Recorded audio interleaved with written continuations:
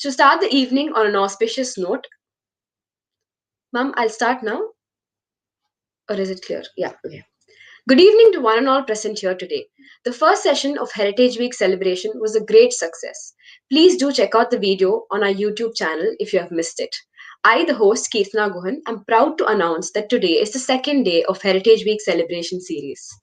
To start the event on an auspicious note, I introduce Miss Sundari to sing the Jain prayer Navakar Mantra. Over to you, Sundari. नमो हरियन्तानं नमो सिद्धानं नमो अयरियानं नमो वजायानं नमो लोये सवसहुनं येसो पञ्चनमोकारो तव पावपनाशनो मङ्गलानं चे सर्वेशम् पडवं हवै मङ्गलम् पडवं हवै मङ्गलम्.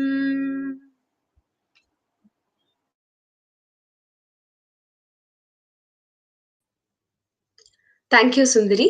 Now, I would like to invite Dr. Rajshri Vasudevan, Director of COE-Art and Culture, an inspiration to all of us, to welcome our guests and the gathering. Over to you, Rajshri ma'am.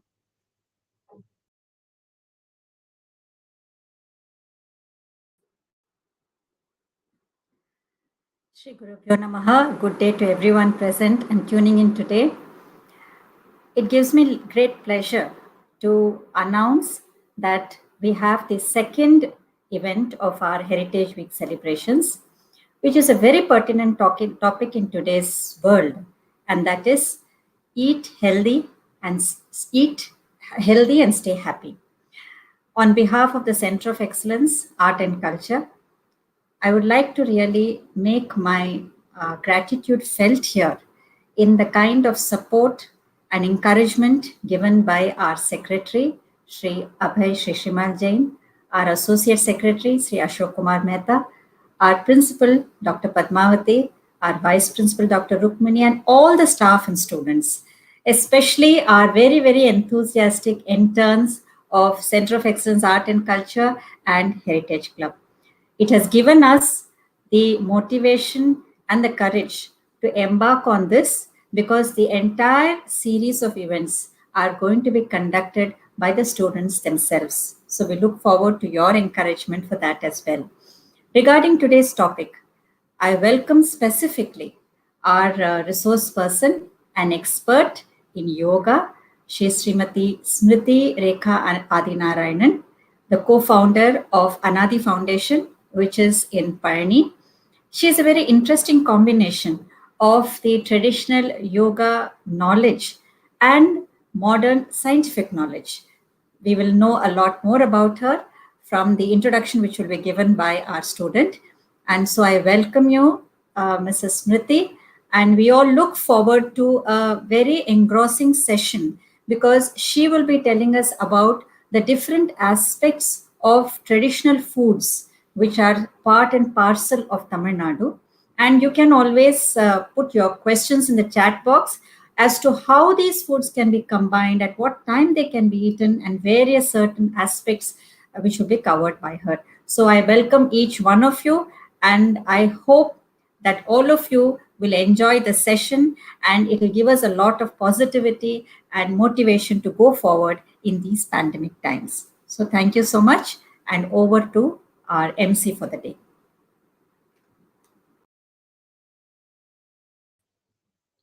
Thank you so much, ma'am. I now request Ms. Mithuna to introduce our esteemed dignitary and chief speaker for the day, Srimati Smriti Rekha Adinarayanan. Over to you, Mithuna.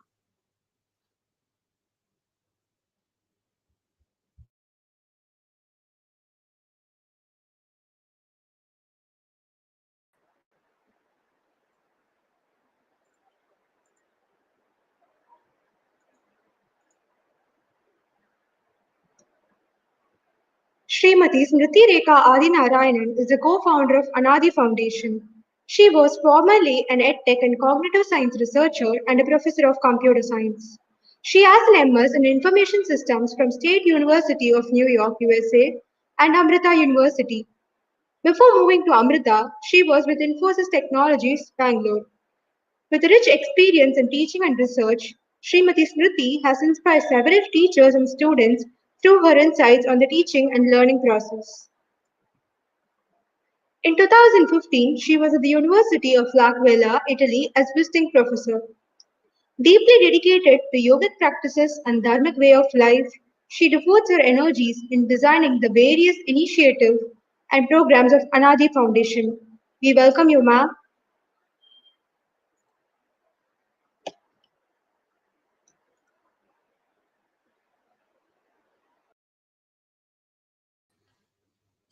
Thank you so much, Mithuna. Someone has to stand up and say that the answer isn't another pill. So, with no further delay, I invite Srimati Spriti Rekha Adinarayanan to take over the dais. She's going to enlighten us on the topic Eat Healthy and Be Happy. Over to you, ma'am.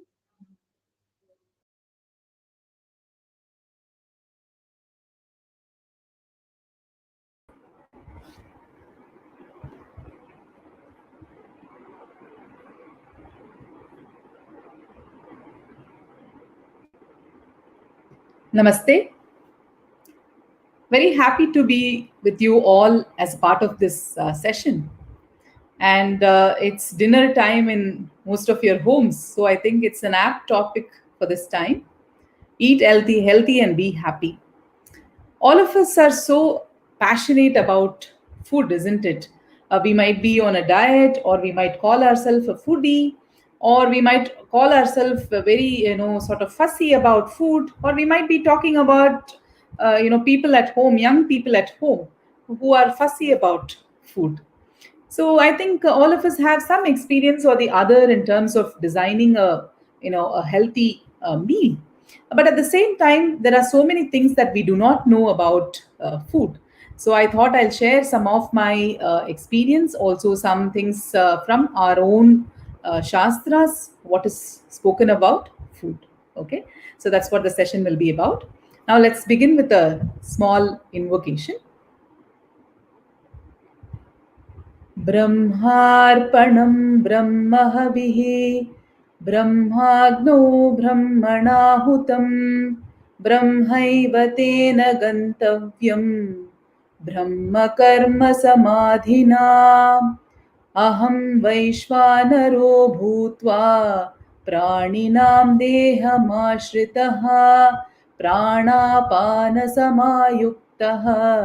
पचामन्नं चतुर्विधम्.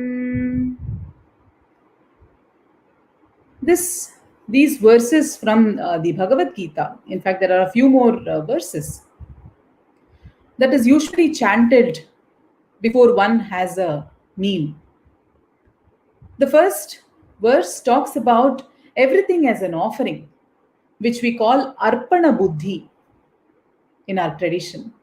Whatever we do in terms of, here it is speaking about a yajna karma or a sacrifice, but you can take it to be anything that we do in life. When we do it as an offering towards the higher principle, towards the divine being, then what happens is that there is a certain satisfaction in whatever we take up. Often we always think that whatever we do is for ourselves, but if we just flip that attitude and offer our services to the divine, then the whole experience of doing that changes. And the second verse talks about prasada buddhi. What is prasada buddhi? Receiving everything with a sense of gratitude. So here Bhagavan Sri Krishna says that I take the form of digestive fire, and based on the incoming, that is incoming and outgoing breath, that is breathing in and breathing out, I ensure that assimilation of the four kinds of food happen. So it means that the divine principle exists even in the process of digesting the food. So that is how traditionally we have looked at food. So food is not a resource, food is not junk. We look at it as a divine aspect of our life. So here this particular verse talks about chaturvidam, that is four kinds of food. So what are they? Bhojya, the food that we eat, that is we chew and eat or bite and eat. Lehya or lepya, the food that we lick and eat. Peya, which is the food that we drink, which is drunk and had. Okay. and chosya, which is basically sucking and having it, like a juicy meal, right? A juice or a mango or whatever it is. That is something that we do, suck and eat. So these are the four kinds of food. And through the process of breath, the ingoing and the outgoing breath, we actually digest the food. That is what is mentioned beautifully in the Bhagavad Gita. So, in today's session, we'll be looking at food from two perspectives. One is the Ayurvedic perspective on food, and the yogic perspective on food. So, both of these are, so I've spent some time, looking at these, and our ashram is located in Payani, in Tamil Nadu, and we blend these principles from Ayurveda and yoga to design a meal that is wholesome. Okay, so not that if it's an ashram, it doesn't mean that you're deprived of food, because a lot of young people visit the ashram, so you're not going to go hungry when you visit here. But at the same time, it will be very different from what you normally consume. That is because every small little detail is paid attention to, and whatever helps to assist the person to have an enhanced experience of life, that is put into the process of food. So when we talk about the design of the ashram, it's not just yogic practices, it is not just meditation, it is not just sustainability, but a lot of importance is also given to food, because food is a very, very important aspect of how we experience life, our body structure, the structure of our mind, and even the cognitive processes. Okay, so here is some Ayurvedic perspective on food. So to understand the Ayurvedic perspective, two things become important. So don't worry if you don't understand these terminologies. Just if you hear them once, because it's already there in our cultural context, every day you would have seen heard your grandmother or your mother bring out these topics, and hence I'm taking the liberty of introducing them to you. So one is understanding the dosha, and second one is understanding the shadrasa.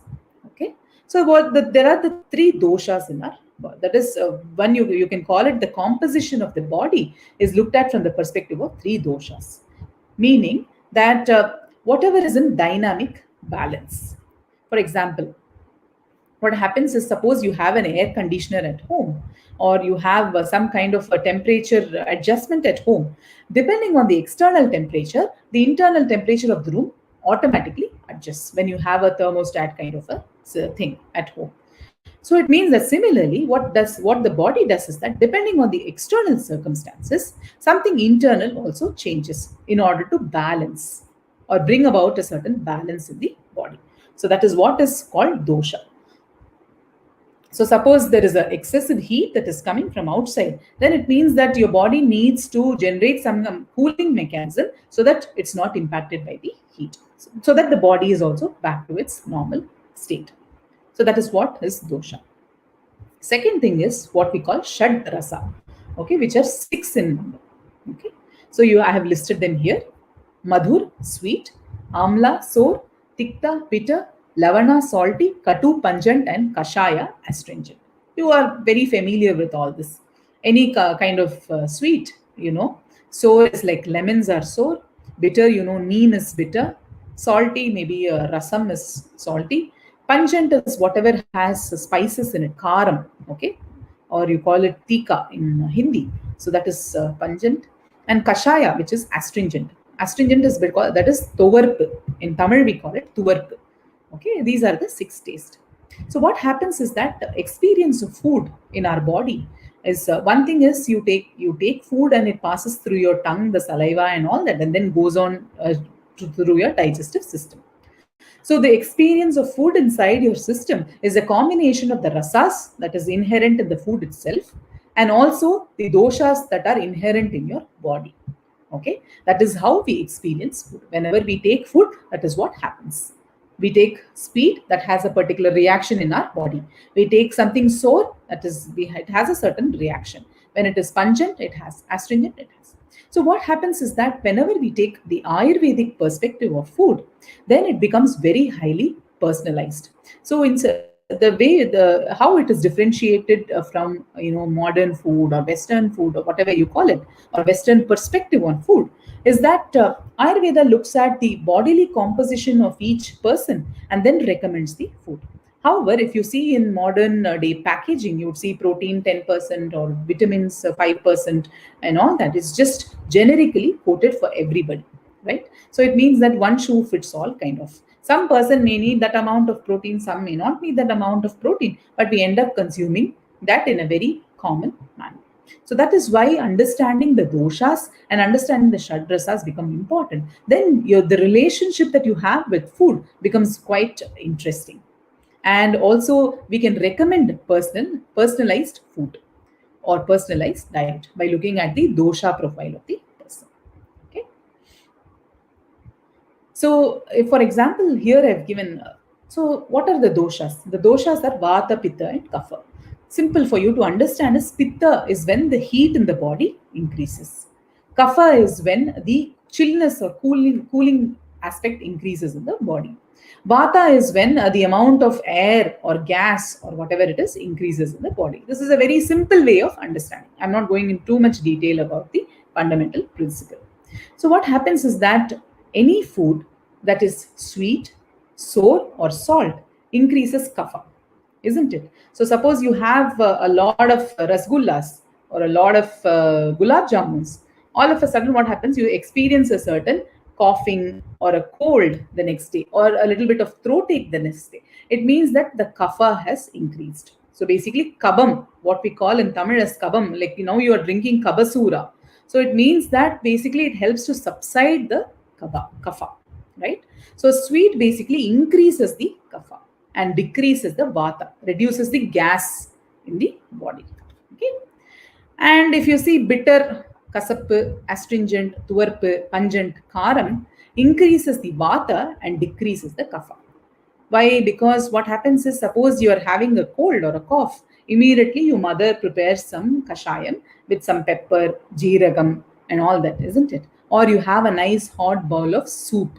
That is because what happens is that bitter, astringent, and pungent, those spices help to reduce the kapha in your body. Immediately, the cold or condition that you have reduces in the body. And sour, pungent, and salty increases pitta. You would have seen that if you have too much salt, all of a sudden your body feels very hot.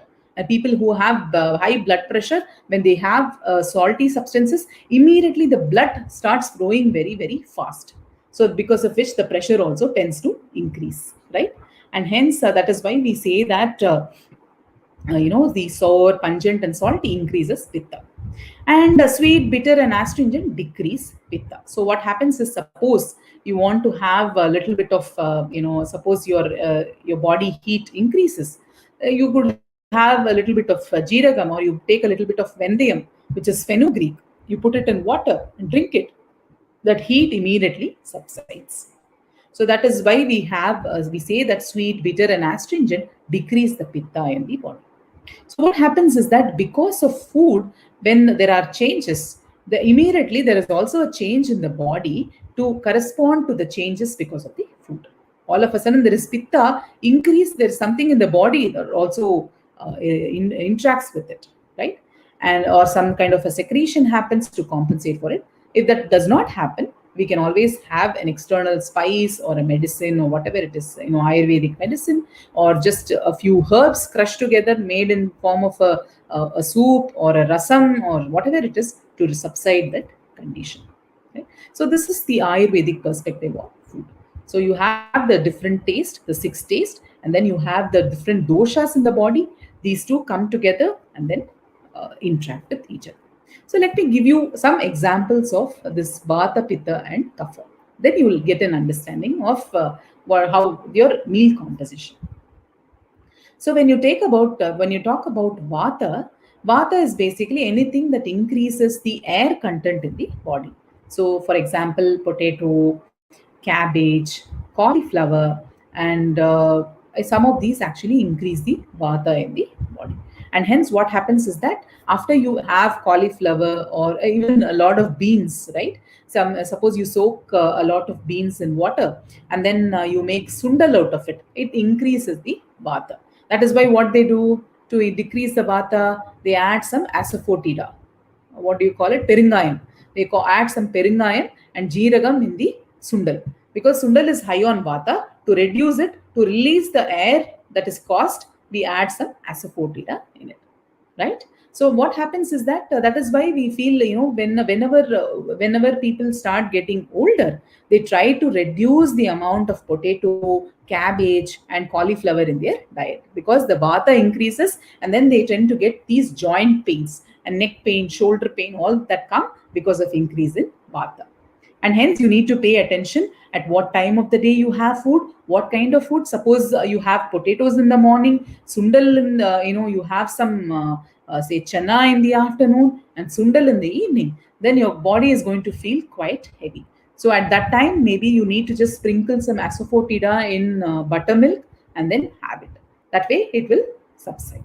Okay, so that is vata.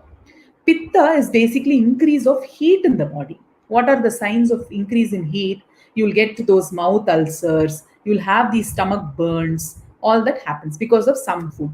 For example, you had a spicy something, right? Spicy side dish, then all of a sudden pitta increases in the body. So you need to have something cooling. So for that, what do? You take some vendayam, put it in water, soak it for some time, and drink the water. So vendayam basically cools down the system, right? So spicy food is very high on pitta. Okay, and kapha, anything more that you eat sweet actually increases the kapha. It makes you vulnerable to catch a cold. Suppose you had a lot of laddus or a lot of kesari, or you added a lot of ghee in something and had it, so immediately your body cools down. It means that kapha has increased, right?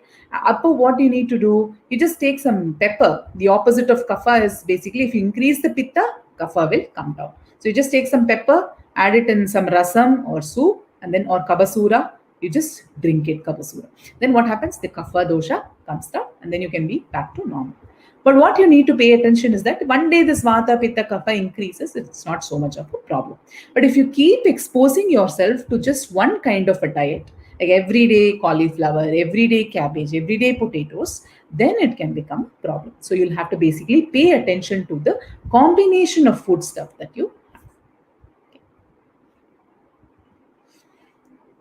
So now that we have looked at a little bit about the Ayurvedic perspective on food, let us look a little bit about the yogic perspective on food. Not that yoga and Ayurveda are conflicting with each other, but Ayurveda looks at it from a certain viewpoint, and yoga looks at it from a certain viewpoint. Because in both these systems, food is a very, very important component. In fact, they would tell that recently I read a story where a doctor is there, and he's like totally tensed about one of his patients. Like he doesn't know how to treat him. And then he prays to his guru, Kanchi Mahaperiyava. And then Kanchi Mahaperiyava actually, sort of, I think he appears in his dream or whatever it is. And then he says that, have you looked at, what kind of food that person eats? Just inquire about it. So next day when the person comes, this doctor then remembers what Mahaperiyava said, and then he asks, how many meals do you have in a day and all that. Then he found that that person is not eating properly on time. So there's a huge gap between two meals. So the doctor just suggests you eat this in the morning, this in the afternoon, and this in the night.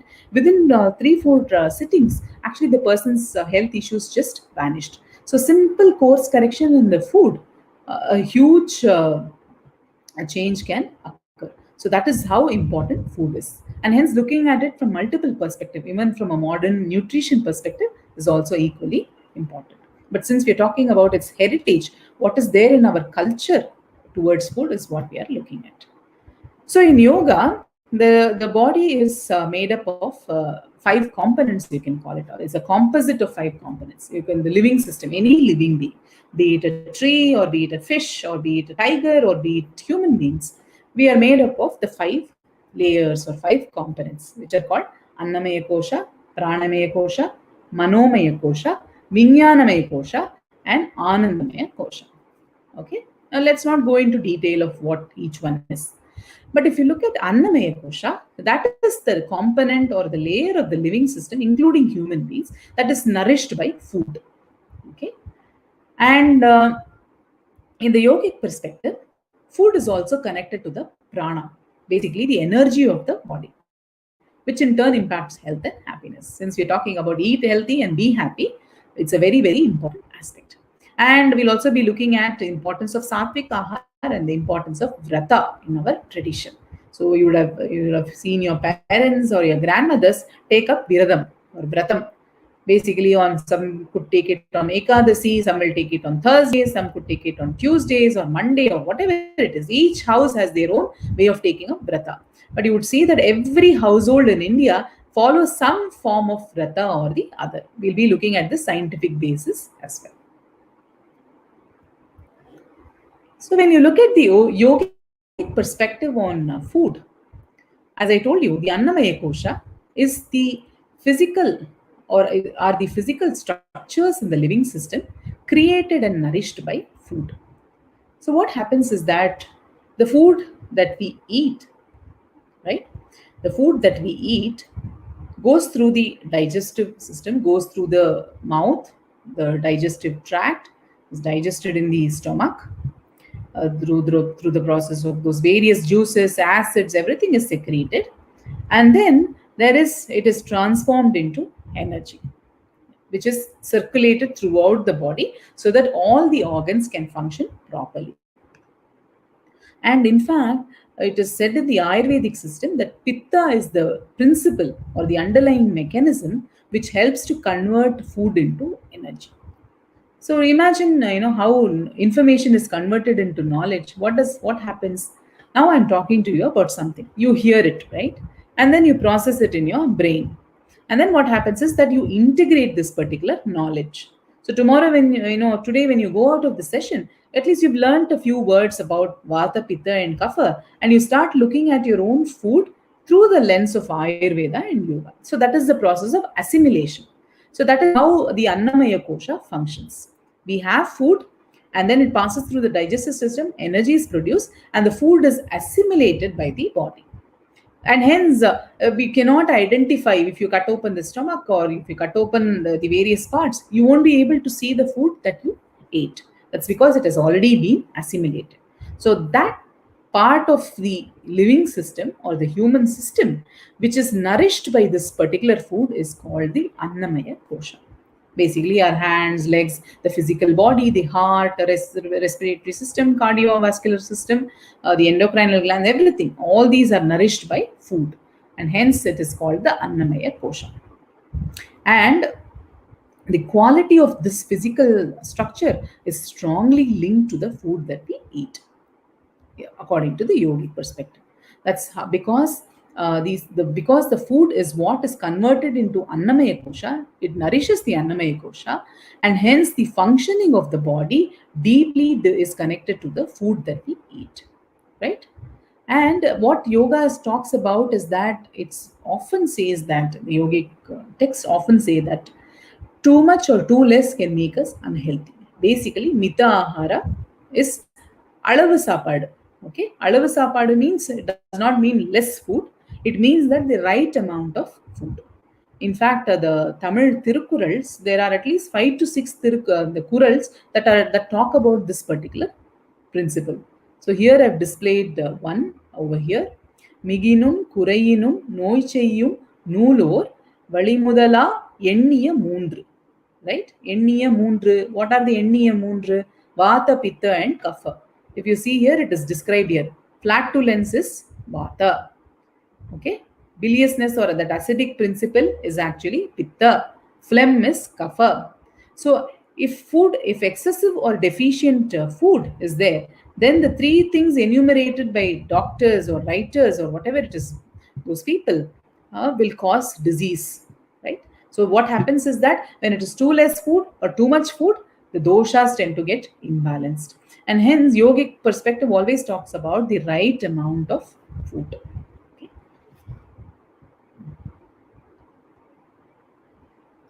And so if you go to this particular thing, I told you we'll be talking about the Annamaya Kosha first and how it is connected to prana as well, and the importance of sattvic ahar. Okay. So what do you mean by sattvic ahar? So whenever you take anything, it could be your activity that you do, or it could be your personality, it could be the food that you eat, and even in terms of charity that you do, it can be defined in 3 principles. Okay. We talked about tridosha, that is one thing, but three gunas. Okay, three gunas. What are the three gunas? Sattva, Rajas, and Tamas. Okay, so Sattva means it is very light and gentle, and Rajas means it is very active, agitated, rapid, dynamic, vibrant. All this is Rajasic. Dull, lethargic, dark, negative, all this is tamasic. Okay. So what can you tell? Suppose, for example, you wake up in the morning, you feel light and happy. So it means that it's a very sattvic feeling. You feel all energetic, enthusiastic, and you just want to do something. When you enter, say, a college, or you enter the playground, or whatever it is, you feel quite energetic, as if you want to do something today. That means it's a rajasic feeling. Okay. And suppose you come to college, or you come to your lab, or you come to some place, you feel just dull, lethargic, and bored, then it means it is a tamasic feeling. And when you look at the sattvic, tamasic, or rajasic, the food that you eat has a very important role to play the way you experience these dimensions, right? You might feel light and gentle because of the food you ate, or you could feel dull and lethargic because of the food that you ate. And again, the Bhagavad Gita, chapter 17, talks so much about these principles of sattva, rajas, and tamas. And special focus is also paid to the food that we eat. This is what I'm going to talk about now. I'm not going to read out the verses, but nevertheless, you can look it up. It is in chapter 17 of the Bhagavad Gita. Okay. So, persons in the mode of goodness, okay, what do? They eat food that increases their lifespan, increases strength, health, happiness, and satisfaction. Right? So, what are these kinds of food? Rasyaha, snigdaha, right? So, juicy, succulent, nourishing, and naturally tasteful. Okay, right? So, satvika priyaha, people who prefer sattvic food are the ones who eat food to increase their lifespan, increase their strength, virtue, health, happiness, and satisfaction. And what are these foods? Rasyaha, snigdaha, sthirahridya aharaha. So means nourishing and naturally tasteful food. So that is what Bhagavan Sri Krishna says. It is sattvic food. So this gives so much insight into the food that we eat, isn't it? And what does he talk about other kinds of food?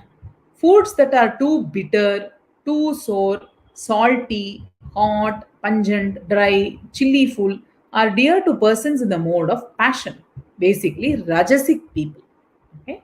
Such foods produce pain, grief, disease. Why? Because one time the emotions will be so high, other times it will just fall down. Right? So, dukkha shokama pradaha. So, what happens is that pain, grief, and disease such food causes. And what happens is that you can see when we eat too sour, like something which, like, say, lemon juice is too sour, or you just put a lot of salt in it, or it's like very, very spicy, that agitates the body. Okay, sometimes we might feel it to be very tasty. So it means that we are catering only to the tongue, but we do not listen to the impact on the body. And hence, such foods are rajasic in nature, purely eaten for pleasure. Just because I like something, once in a while you eat it, it's not a problem. But what he means is that when you continuously expose yourself to this, then it can become problematic. Foods that are overcooked, stale, putrid, polluted, and impure are dear to the persons who are in the mode of ignorance. So basically, which are overcooked, imagine most of the food that we eat are overcooked and processed, isn't it? Like, for example, you take bread, or you take a pizza, or you take anything that you eat in a hotel, which is like overcooked or polluted. It's impure in some senses, because they might be using kind of vegetables or oils, or the place is not pure. Then what happens is that the impact on the body is very, very tamasic. It can make you dull and lethargic. That is what Bhagwan Sri Krishna talks about in the Bhagavad Gita. So often we think Bhagavad Gita is a very philosophical text. It is only meant for people who are above 60 years of age, isn't it? But if you look at the Bhagavad Gita, it's so practical.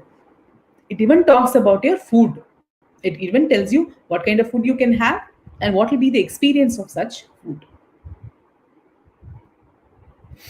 And again, if you see anybody on the yogic path or anybody, any householder, basically takes some form of vrata or the other.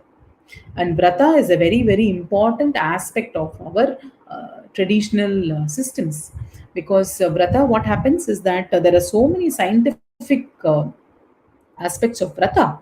But if you look at the traditional aspects of vrata, what happens is that vrata also gives the opportunity to realign your system. Okay, let's take an example.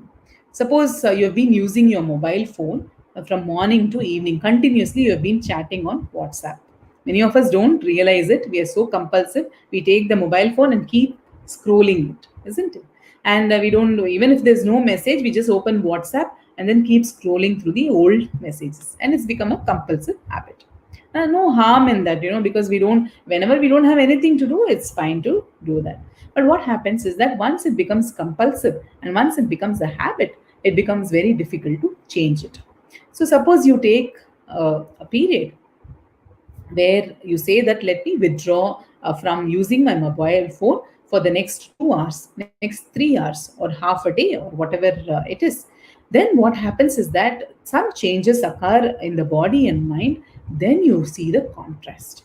Otherwise, when you're caught up in that, you actually don't understand the significance of the way it is working on your system.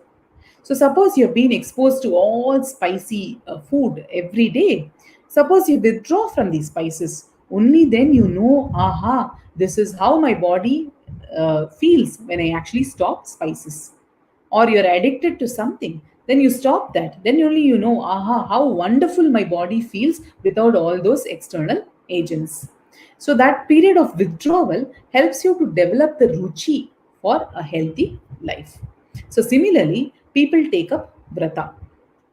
And suppose whenever they feel that they are overdoing something, their system needs a cleansing, right? Suppose, for example, you're working day in and day in and day out, and all you're feeling very stressed out. Suppose you have a friend and then you go just cry out to the friend. Then what happens is that your emotions come back to normal, and even the stress is gone. That is because there has been some way of relieving that particular stress. So similarly, when we get exposed to two different kinds of food throughout the week, throughout the month, the system is stressed a little bit.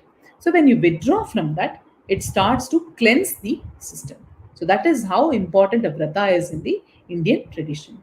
Secondly, this also gives the opportunity to pray to our Ishta Devata or any deity or whatever it is without getting distracted about food. Because food can occupy a lot of our thought process. From morning to evening, suppose you would have noticed your mother, from morning to evening, she is just there in the kitchen. And especially, I've seen during the lockdown, all the young people who are living at home, they are like, Ma pasikirdu, Amma pasikirdu, edavadu irukka. These, I have two sons, and now it's lockdown. They're all attending online classes. So I typically know it's always like, all the time hungry. So it means that the mother spends a significant amount of time in the kitchen planning about food. But if as a family a vrata is taken, at least for that day, you don't have to worry about food. But you can dedicate that day in the service of the divine and service of people, or even reflecting on your own priorities in life. So that is how vrata is significant. But if you look at it from a modern perspective, the Vrata is also, a recent, I think a few years ago, the Nobel Prize was won for the understanding, a better understanding of autophagy. So autophagy is a process where subcellular organs are destroyed and new ones are rebuilt to replace it.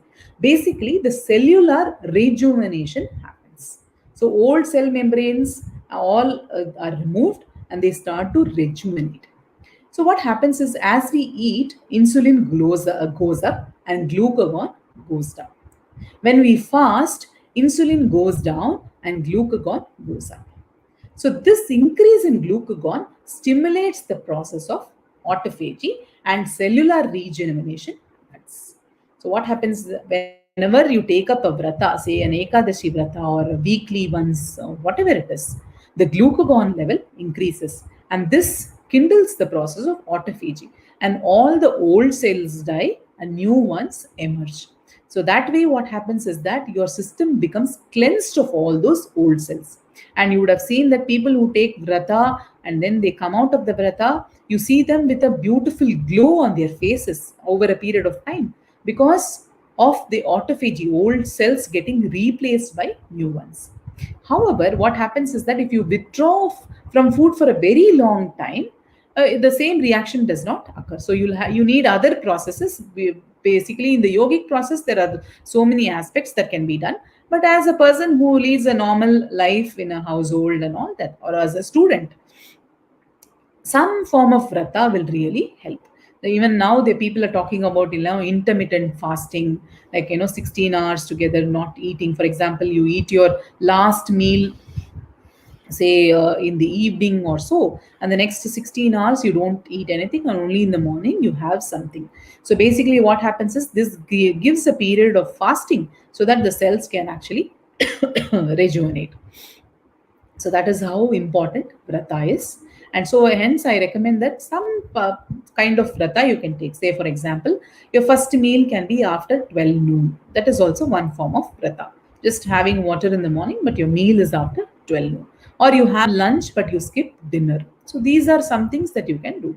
See, many doctors now say you'll have to have a full breakfast, but at least in the ashram, we have seen that over a period of time, substituting with pranayama, substituting with yogic practices, we have managed to have a very light breakfast. It's not that we go on an empty stomach, but we have a light breakfast in terms of a glass of sattamava kanji or whatever it is, and then straight away go to food at about 11 o'clock when the digestive system is at its peak.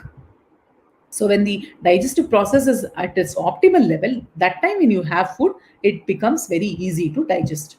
But some people, what they do is that when the system is fading, like 3 o'clock, they have their lunch. So all these practices actually cause a lot of stress on the system. So you need to pay attention to the quality of food that you eat, that is the content of the food, and the timing of the food also you need to pay attention to. So here in the previous slides, we have looked at how the food works on the body. But since we are talking about eat healthy and be happy, we need to understand how food impacts our emotions as well. Okay. So let's ask ourselves a few questions. Very interesting questions and very pertinent questions as well. So the first question is, do you use food to enhance pleasure? Suppose you are a person who wants to feel happy, like, and you want to feel excited. Do you use food to enhance the pleasure component of your life? Do you eat food to relieve you of stress caused by work or daily life or whatever it is? Are there some foods that make you extremely happy? Like an ice cream or whatever is your food, right? And do some foods make you anxious, distressed, agitated, or dull? Are there foods that make you dull? You can think about it. So, if there are answers to these questions, if there are some answers to these questions, it means that food is strongly linked to your emotions, not just your body, even your mind responds to the food. Because some foods make you happy, some food make you sad, some food make you dull, they make you agitated. So, it means that the food is strongly connected to the emotions as well. So let us look at how, in one dimension, how food actually makes an impact. So stress and food. So stress makes, there is some research that says that stress makes 65% of the people hyperphagic and 35% hypophagic. It means that 65% of the people eat a lot when they are stressed out, and 35% of the people eat very less when they are stressed out. So let's look at the mechanism behind it. Since we talked about eating moderately, food impacting your emotions, all that is mentioned in our Shastras, be it the Bhagavad Gita or be it any of the yogic text or be it the Ayurvedic text, there's so much that is spoken about food, right?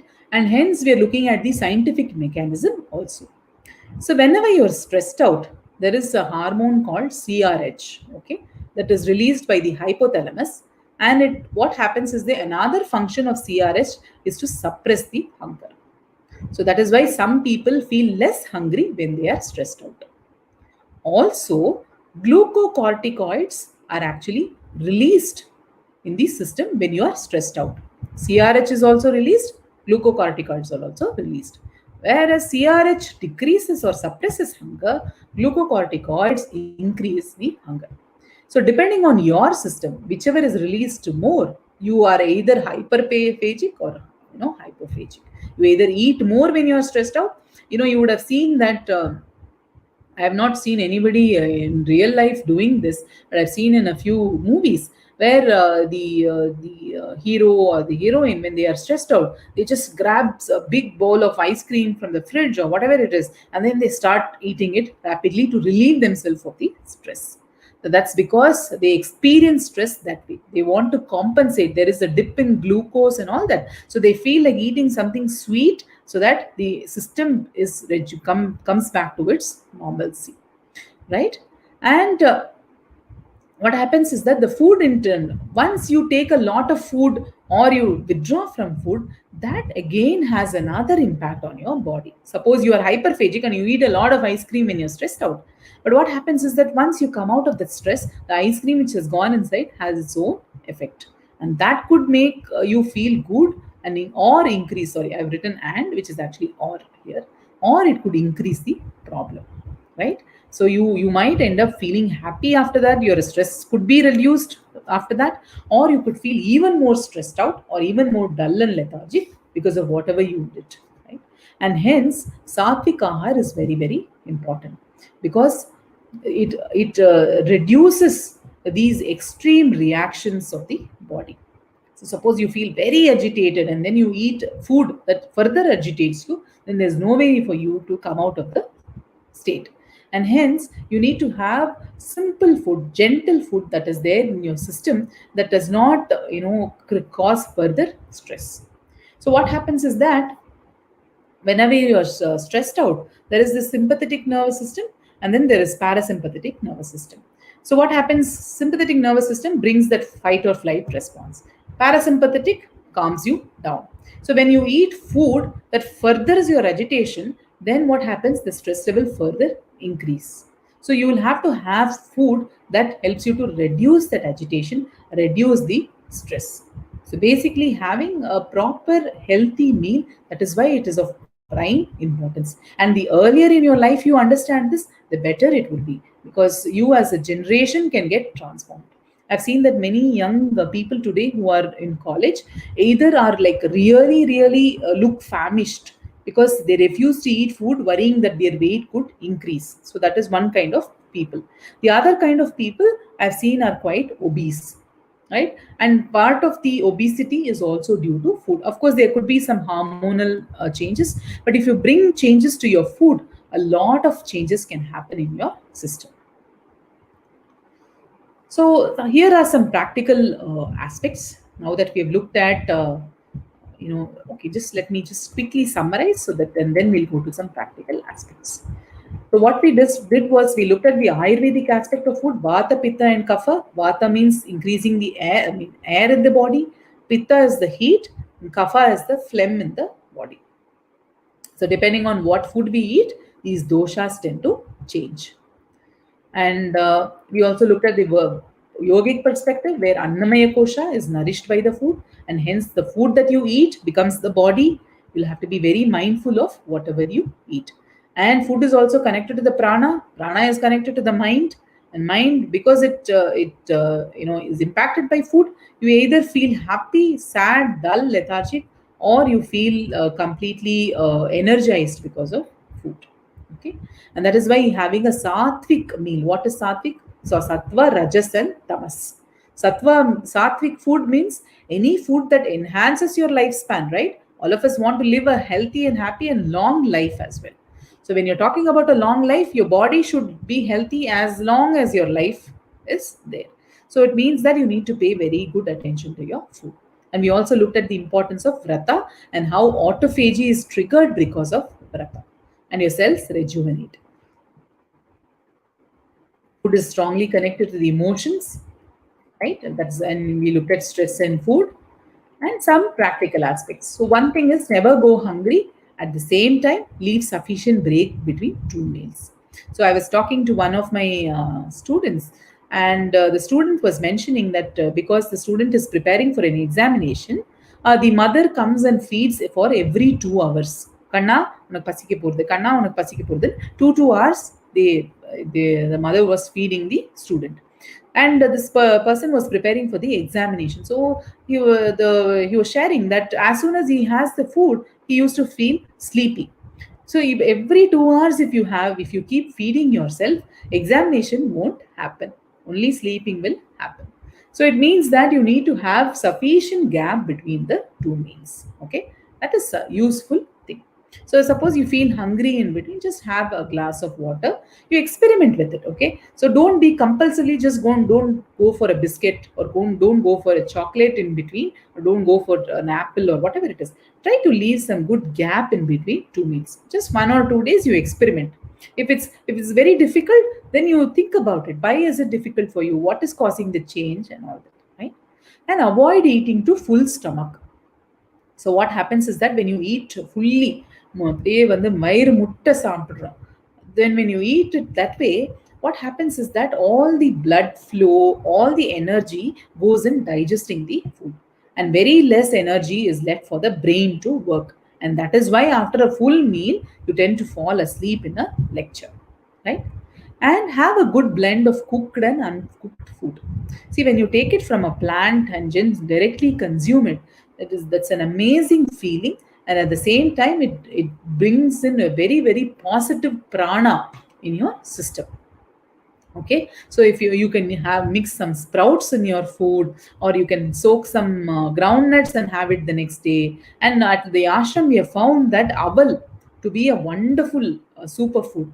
So if you have aval, you just, instead of rice, you substitute with aval 1 or 2 days and try it out. You include millets in your food. So that way you can blend a lot of items in your, that is, you can mix and match various things. You can be very creative about the meal spread, at the same time make it healthy as well. And try to enhance the vegetarian proportion of your food, because vegetarian food, even the World Health Organization talks so much about vegetarian food. So increase the proportion of vegetarian food, right? As much as possible you include vegetarian food, and eat foods that energize and not that agitate or make you dull. So if you feel that some kind of a food makes you dull, you have it once in a while, not an issue, but don't make it the main aspect of your food, right? Suppose I've typically seen when you have a pizza, you tend to fall asleep after that. So it means that a pizza is not a one that you eat every day, at the lunchtime. So reserve it for some special occasions. Suppose you have food with a lot of spices, then again that can make you dull and or agitated. So basically try to mix and match food that is gentle, that nourishes you and energizes you. Okay. And one thing that I've seen is that suppose you have a very, very full meal, then there is a picture here. You can sit in this particular posture so that the food digests quickly, and also it helps to avoid drowsiness. So as soon as you have your lunch, if you sit in this position for some time, your spine will be erect, your abdominal tract will be erect, so that the food reaches and digests very quickly, and also it reduces the drowsiness that you experience. So these are some practical aspects that I have learned over a period of time, and I'm happy to have shared all these with you. So thank you for listening to me, and if you have any questions, you can let me know.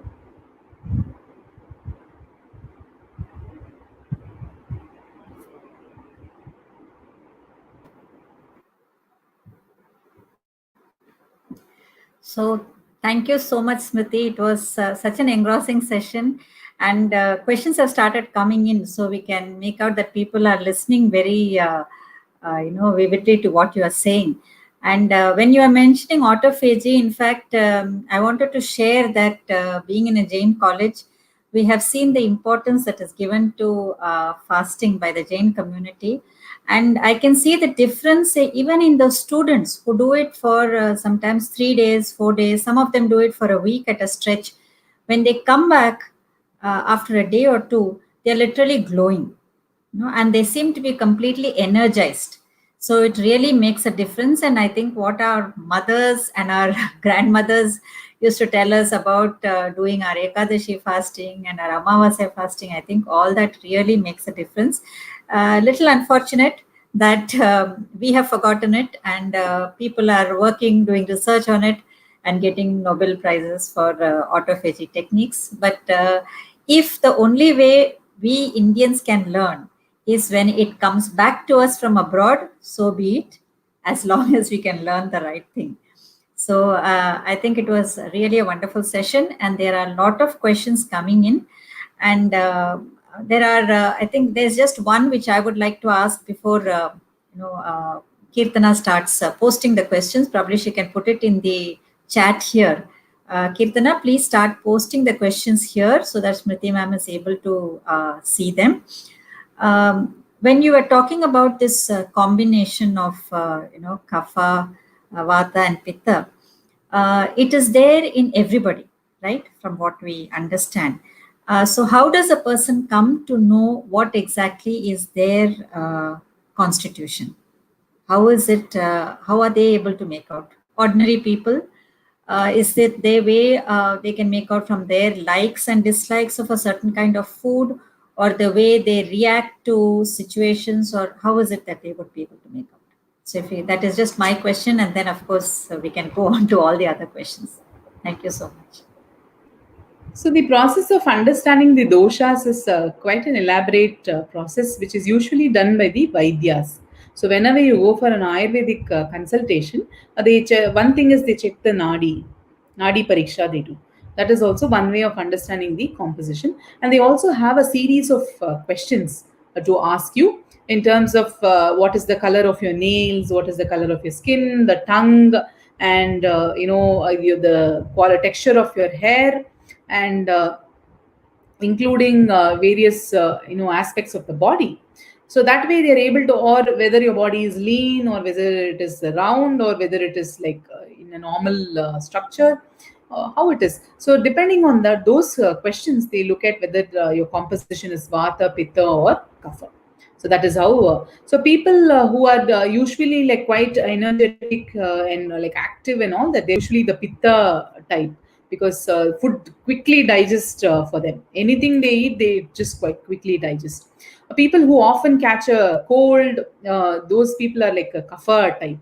And people who, for example, they eat some food and immediately they get joint pains and all that. So it means that there is some kind of a vata imbalance in their body. Or some people, at least I've seen that young people, it's all about ideas. They find it difficult to implement. So that is also a kind of a vata, where it's all in the air but nothing is grounded. So even that is a kind of vata in a way. So by looking at the questions that the Vaidya asks, and also self-reflecting what kind of personality we are, we're able to arrive at at least some kind of an understanding.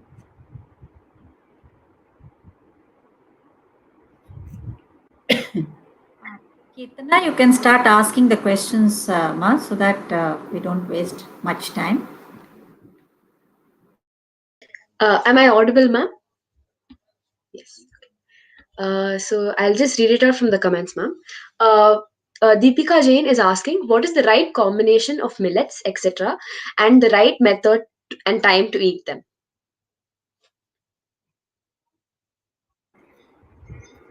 So one thing is that millets have been in India for like thousands of years now, and there are different ways to do that. One is, for example, at our organization, what we do is that we take six millet types, and then we make a sattumavu kanji out of it and have it in the morning. So that is one way to have it, where you have a balance of all the millets. The other way you could do it is also make the instead of rice, you can have the millet as a lunch component. For example, typically kambu or foxtail millet, that is very very beneficial, and it is a very very cooling thing. What happens is with millets is that it stays in your system for some time, and hence you don't feel hungry very fast. That is why people who work in the fields, they have millets, because they have it, they feel full, and then it lasts for quite some time. So that, because it's cooling, it doesn't generate the pitta to digest fast. Okay, so that way foxtail millet is very pearl millet is very good. Foxtail millet is also good. So some of the millets that normally people have is one is kambu, the second one is siricholam, okay, and the third one is tinai, and fourth one is varag, right? These are like commonly people use it, and I've also seen people make dosa out of it. So even as a dinner component, a millet can be had as a dosa component. So basically, you'll have to see that whether it is cooling your system or heating up your system, and accordingly have it. But if you have it like too late into the night, it can be very difficult to digest initially. Because from rice, when you switch, it takes some time to for the transition to happen. Then you will get used to the millets. Thank you so much, ma'am. The next question is, does time of the day matter when it comes to eating? So how important is time in eating foods, ma'am? See, when you're not into any form of exercise or yoga or whatever it is, then it means that you'll have to have a meal in the timely manner. So basically, breakfast, lunch, and dinner, whatever schedule that you are there. But what I have seen is that typically young people, say on a Saturday or a Sunday, they wake up quite late, and then the breakfast, lunch, everything is sort of combined. So even that is fine. If it works out for you, it is fine. But what happens is that having meal too late, like for example, lunch at 3 o'clock, dinner at 11 o'clock, definitely is not a healthy practice. So if you're able to have your dinner somewhere between like 7 and 7:30, or just a little bit before 7, that's an ideal thing. And lunch at around say 12:30, that's a good. Typically, your college lunch time, right? That's a good timing. And in some households, I have seen that they follow a lunch which is at 11 a.m., like a brunch kind of a thing. Even that is good. It means you can have a light breakfast, have lunch at 11. So what we follow in our organization is that we have morning Sattumavu Kanji at around 7:30, 8 o'clock. And then we have lunch at 11. At around 3:30, we have sundal, just a handful of sundal. And in the night, dinner is optional for most of us. Or we have aval. Aval just with some jeera, kadugu and all that. We just have aval upma. So that way we have found that because we wake up very early in the morning for our meditation and yoga practice. So when we have a light dinner, it's easy. For example, some of you could be civil services aspirants. So you need to wake up really early and prepare for the exam. So it means if you have a heavy dinner, you'll find it difficult to wake up. So it's better to have a light dinner. The next question is, does skipping breakfast and taking late meals influence on excessive weight gain? So, weight ko eating foods ko enna connection இருக்கு? Maybe there are some scientific studies on breakfast, because I've seen that so many doctors recommend that don't skip breakfast. You have a good breakfast. So maybe there are some studies on that. You can take a look at them. But in my own personal experience, I've seen that avlo heavy breakfast is not so much of a necessity. We don't have that kind of an activity. See, for most of our work is like we sit in one place and do it, right? We are not so mobile. So அதுக்கு அந்த அளவுக்கு breakfast may not be so necessary. So you can just Ma'am, wait for your have you heard this saying called "Eat like a king" yeah, for the breakfast? So, what is your take on that, ma'am? that is like one shoe doesn't fit all. So maybe for some it is important. But if our lives, depending on our lifestyle, basically when if you feel hungry that way, it's okay. But if you don't feel hungry and you think you have to eat like a king, then it's a problem. Thank you so much, ma'am. And so the next question is, nowadays it's difficult for the current working generation to pay full attention to the morning meal. Is there any quick fix or an easy or a healthy meal you would recommend, ma'am? It is almost all the questions are related, but there's a slight difference where they ask if you have a quick fix for the for this problem.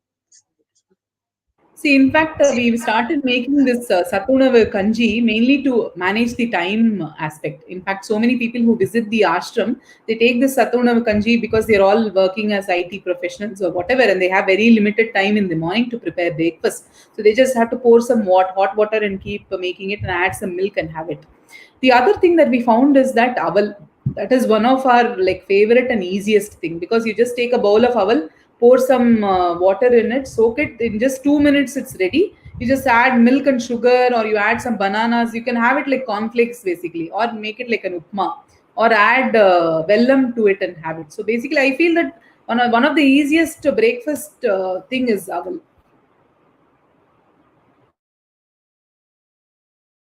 Thank you, ma'am. And Mr. Mahesh Kumar L. He has asked a question. Can you elaborate about the relationship between food and sleep? I think you've answered the question, but just for him. So, See, for a restful sleep, actually, a good meal is important, because some people, when they withdraw from meal, they find it difficult to sleep.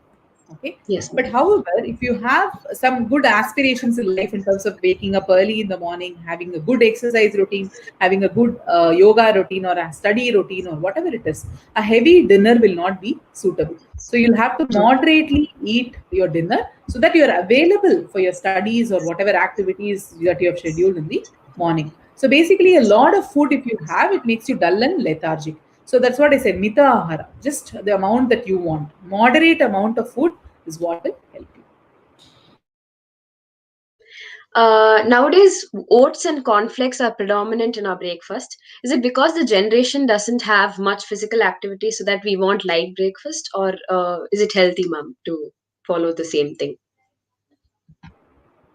See, my father used to tell me that oats and corn based food usually used to be given to cattle in those days. Okay, to as a cattle feed or whatever it is. But right now it has become our own meal. But nevertheless, what I would say is that they're very heavily processed. Anything that is coming from the Western world, at least I've seen that, nothing wrong, but in the Western world, I've seen that many of these foods are processed. So anything that goes through a process, goes through an industrial process, does not have that prana in it, because that vital energy is absent in that food because it goes through machines, right? And hence, cornflakes or oats is basically not so much of a suitable this thing. When you have so many Indian alternatives available, you have idli, dosa, whatever it is, or upma, you have pongal, you have aval upma, you have, or kanji, you have, or just plain water, even that you have for people who don't want to have a breakfast. But cornflakes and oats are not the best things in the Indian traditional system.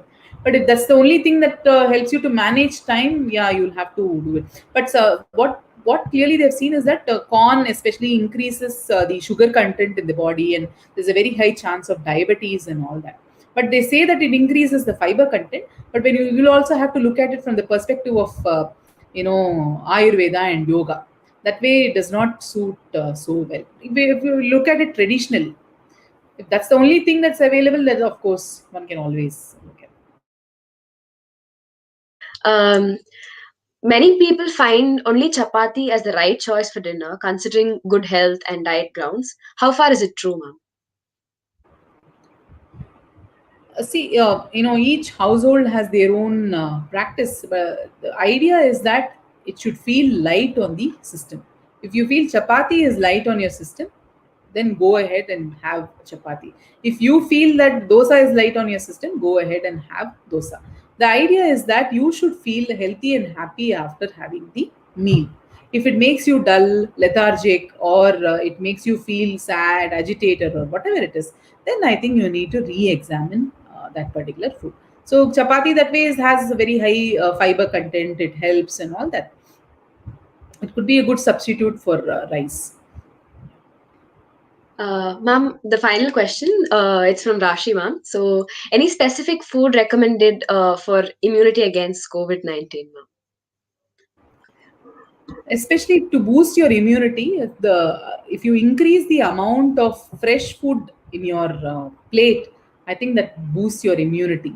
try to reduce the amount of processed food. By processed food, I mean, even for example, semolina, rava, then even atta is like it's a highly industrially processed. But if you get the gehum grains and you grind it in the mill, then it means that it's not so much processed, right? And that way you try to increase, or increase the amount of fresh food, and reduce the amount of processed food in your diet, then automatically your immunity will get boosted. And try to include some healthy spices like pepper. Try to replace chili with pepper. That will really help you a lot. Thank you so much, ma'am, for patiently answering everybody's question. And I hope I've not missed out any questions. So I'm sure the audience gained so much knowledge about eating healthy and the secret for being happy, and how the tiniest change in our food habits can bring about great benefits, ma'am. Thank you so much.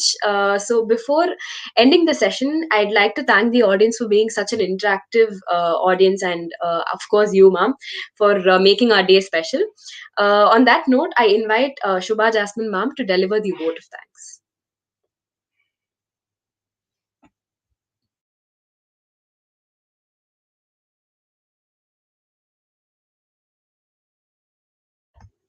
Shubha Jasmine ma'am, is she here?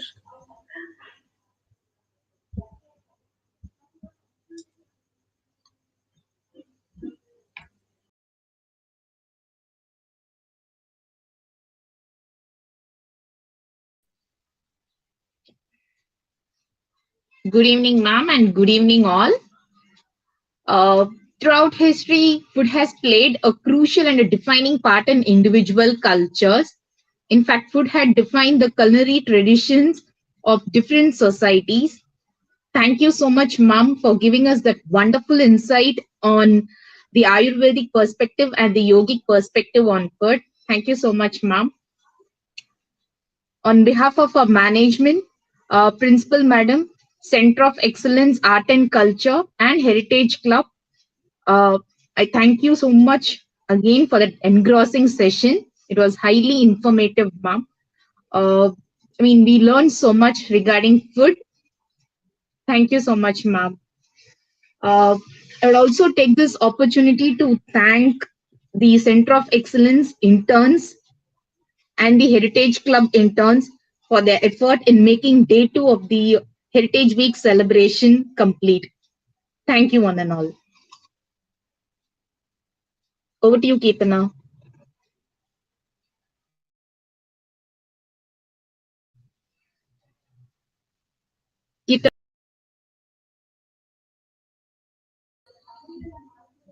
Thank you so much, ma'am. So finally, I would request all our viewers to fill in the feedback form, feedback link sent in the chat box. And now I invite Rashi ma'am and Srividya ma'am over to the dais.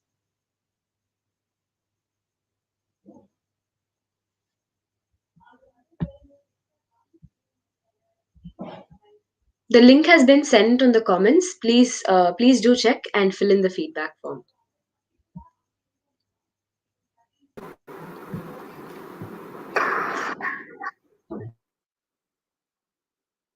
Is Smriti ma'am still in the link, or she has moved? Is it? She's left. Okay, I think it was a very, very informative session. Yes, Smriti is there. So it was a very informative session. And in fact, I have been getting some inquiries saying whether we can do it on a regular basis. I think you have impressed all our viewers so much, Mrs. Smriti. So I think we will plan in such a way that I also want to share with the audience that we had a wonderful yoga course conducted by Mrs. Smriti for all of us during the pandemic, and I think it really helped in not only fighting the blues but in improving our overall immunity. And that is why I wanted to ask that particular question as well. So those who are interested in having a course on good food habits as also yoga, can please write in to us so that we can have Mrs. Smriti again to be the resource person, and we can do it over a period of time. So that was really wonderful. And as Mrs. Shubha mentioned, I should really thank all our interns today led by Kirtana, Sundari, and Mithuna. And every day we have one set who keep coming in, and it's entirely organized by them. So I feel very proud that our girls are able to rise to the occasion and do it. So, of course, personally, I would like to thank Mrs. Smriti. And as Kirtana mentioned, please do put in your comments in the feedback form. And please do join us for the rest of the days as well. We have very interesting sessions for the other 3-4 days. So thank you so much, and Shubharatri to everybody. Thank you.